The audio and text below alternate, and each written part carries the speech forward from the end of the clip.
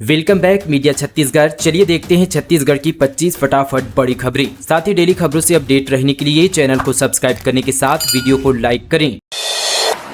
अब creators फैलाएंगे cyber सुरक्षा पर जागरूकता संदेश। दुर्ग पुलिस का कॉल ऑफ द क्रिएटर्स अभियान 250 कंटेंट क्रिएटर को मिली ट्रेनिंग। दुर्ग पुलिस की पहल पर साइबर अपराधों की बढ़ती घटनाओं को रोकने और आम जनता को डिजिटल माध्यम से जागरूक करने के उद्देश्य से एक अभिनव पहल कॉल ऑफ द क्रिएटर्स कार्यक्रम महात्मा गांधी कला मंदिर सिविल सेंटर पर हुआ। इस पहल के अंतर्गत छत्तीसगढ़ के अलग अलग जिलों से आए 250 डिजिटल क्रिएटर्स और सोशल मीडिया इन्फ्लुएंसर को साइबर वॉरियर के रूप में नामांकित किया गया, जो सोशल मीडिया के माध्यम से साइबर सुरक्षा पर जागरूकता फैलाने का कार्य करेंगे।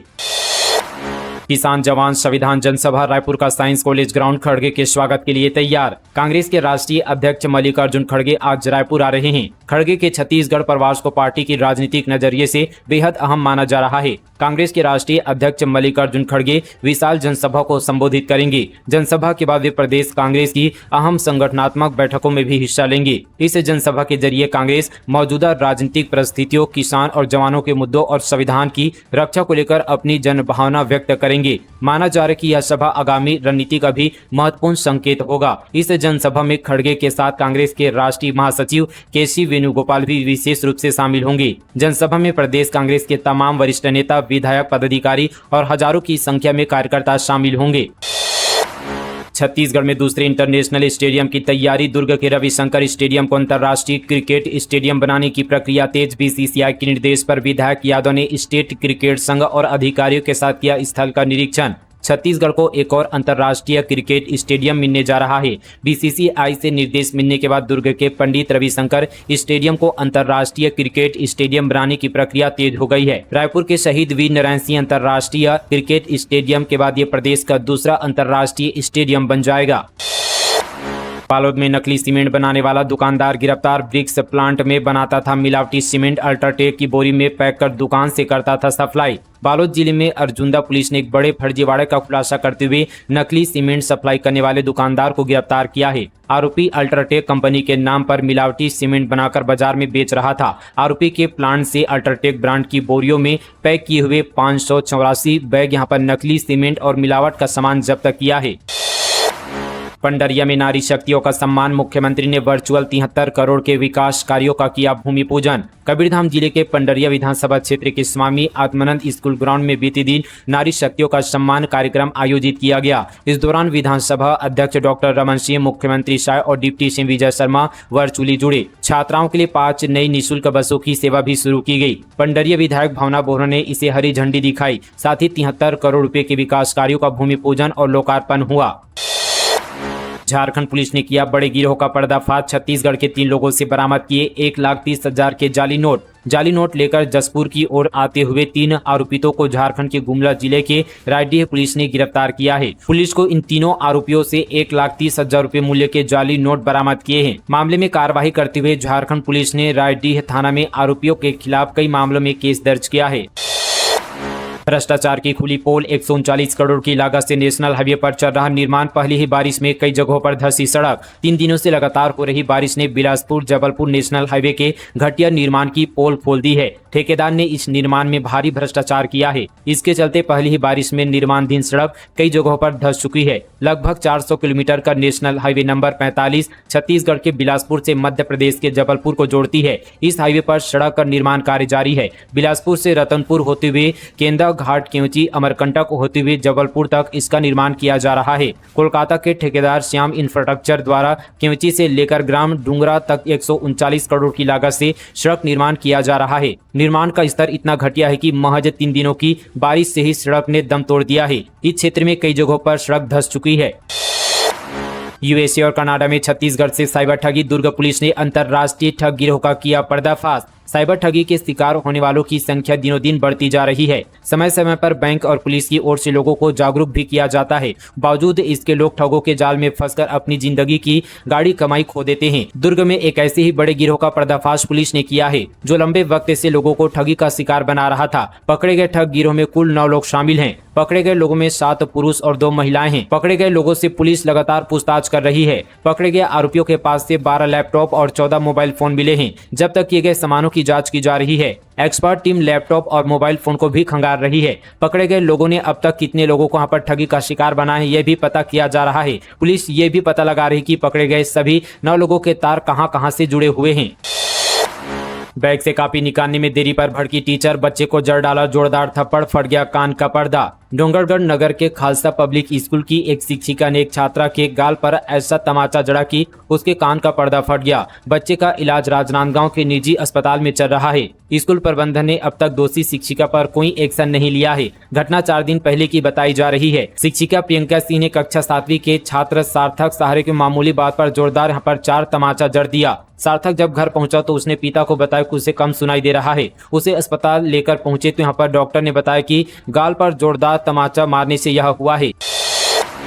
आज से मैनपाट में बीजेपी का प्रशिक्षण शिविर, शाह शिवराज समेत वीआईपी गेस्ट लेंगे पुटू कोचई पत्ता की सब्जी का स्वाद, रिसोर्ट में रुकने का इंतजाम। आज से 9 जुलाई तक भाजपा का 3 दिवसीय प्रशिक्षण शिविर मैनपाट में होगा। इसके लिए संगठन और प्रशासन ने पूरी तैयारियां कर ली है। सैलर रिसोर्ट और कर्मा रिसोर्ट को पूरी तरह से नया रंग दिया जा रहा है। खाने में पारंपरिक भोजन से लेकर रुकने की भी चाक चौबंद व्यवस्था की गई है। फॉरेस्ट रेस्ट हाउस में भाजपा के राष्ट्रीय अध्यक्ष जेपी नड्डा, केंद्रीय गृह मंत्री अमित शाह और केंद्रीय मंत्री शिवराज सिंह चौहान के रुकने की व्यवस्था की जा रही है। फॉरेस्ट रेस्ट हाउस को नया रूप दिया गया है। इसके लिए रायपुर भोपाल की बड़ी इवेंट कंपनियों को जिम्मेदारी दी गई थी।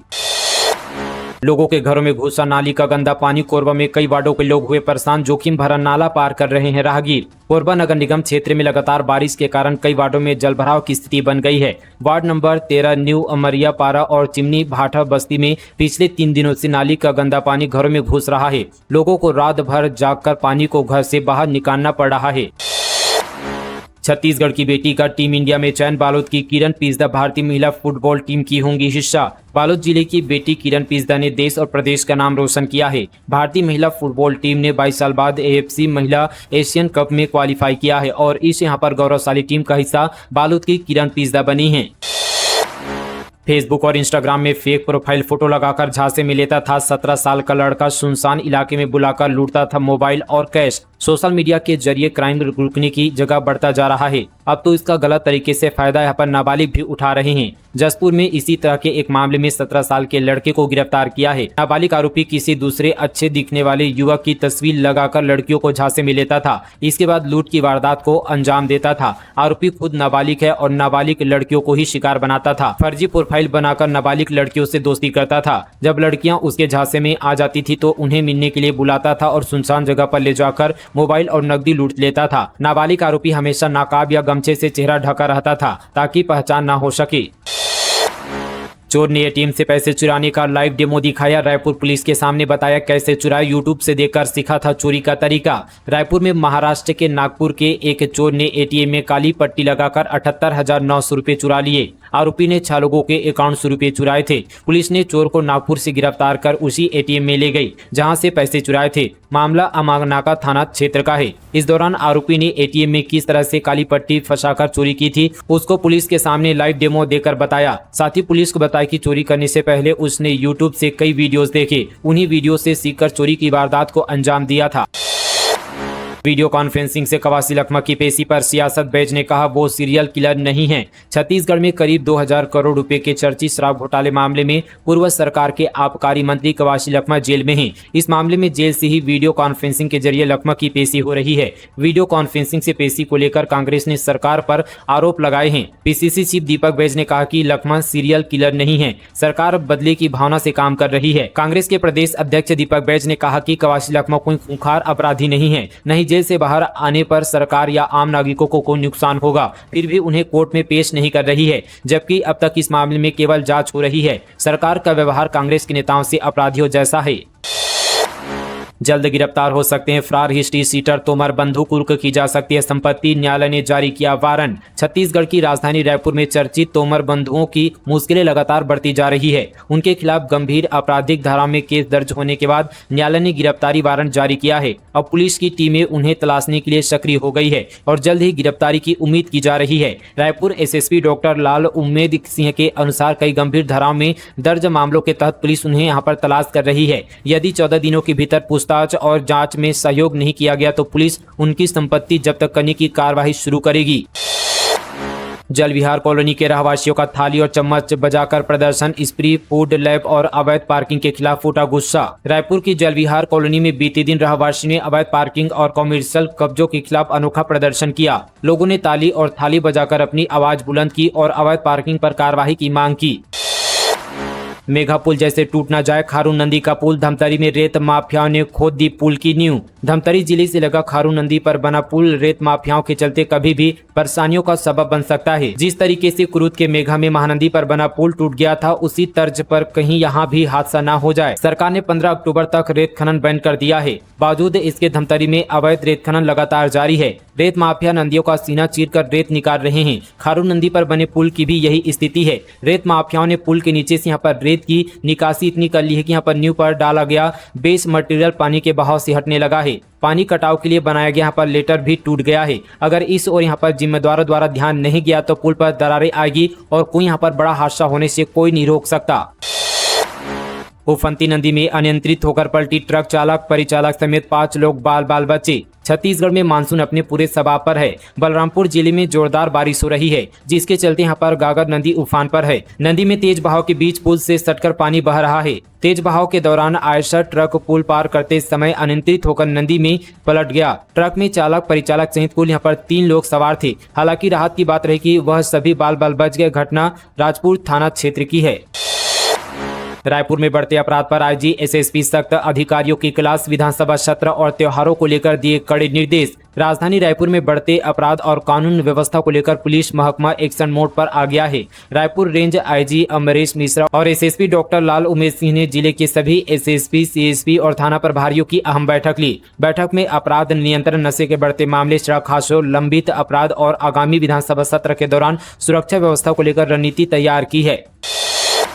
झूमते हुए शिक्षक ने कहा, निलंबित ही तो करोगे ना, आधी सैलरी फिर भी मिलेगी। शराबी शिक्षक का वीडियो सोशल मीडिया पर खूब वायरल हो रहा है। वीडियो में शिक्षक नशे में धुत होकर स्कूल में बैठा नजर आ रहा है। यही नहीं, शिक्षक के हौसले इतने बुलंद है कि उसे यहाँ पर किसी का खौफ नहीं है। पूरा मामला धमतरी जिले के मगरलोड ब्लॉक के शासकीय प्राथमिक शाला करेली छोटी स्कूल का है। नशे में धुत शिक्षक यह कहते नजर आ रहा है कि शराब पीकर स्कूल आने से ज्यादा उसे यहाँ पर निलंबित किया जाएगा। इससे ज्यादा क्या ही किया जा सकता है, मैं अपने घर पर ही बैठा रहूंगा। शिक्षक यह भी कह रहा है कि सस्पेंड होने पर उसे आधा तनख्वाह तो जरूर मिलेगा। शिक्षक नशे में कई तरह की बातें भी करते नजर आ रहा है।